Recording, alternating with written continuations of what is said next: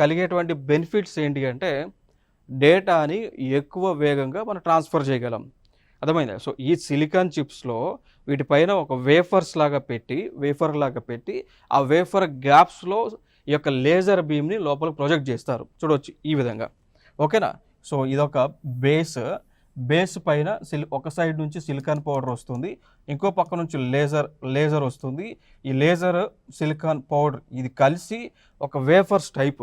ఓకేనా? So, chocolate wafers ఎట్లా ఉంటాయి? లైక్ లైట్‌గా లెస్ డెన్సిటీగా ఉంటాయి చూసారా? పలచగా. సో, అట్లా ఈ చిప్స్‌ని తయారు చేస్తారన్నట్టు. అర్థమైందా?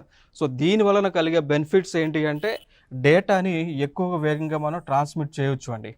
ఓకేనా? సో, డేటాని చాలా వేగంగా ట్రాన్స్ఫర్ చేయవచ్చు. ఎనర్జీని వేగంగా ట్రాన్స్ఫర్ చేయవచ్చు. దాంతోపాటు ఈ ట్రాన్స్మిషన్‌లో లాసెస్ అనేటువంటివి ఉండవండి. ఓకేనా? సో, హీట్ డిసిపేషన్ గానీ, హీట్ లాస్ వల్ల ఎనర్జీ లాస్ గానీ, లేదా ఫోటాన్ లాస్ గానీ, లైట్ లాస్ గానీ, సిగ్నల్ లాస్ గానీ ఇవన్నీ కూడా ఉండవు. ఓకేనా? సో, ఈ అడ్వాన్స్డ్ చిప్స్ ఇక మీదట ఫర్దర్‌గా ఇవి మనకి ప్రొడక్షన్‌లోకి వస్తే గనక ఎలక్ట్రానిక్స్ రంగంలో విప్లవాత్మకమైనటువంటి మార్పులు అభివృద్ధి రాబోతా ఉంది అనేటువంటి అంశం మనకు దీని ద్వారా తెలియవస్తా ఉంది.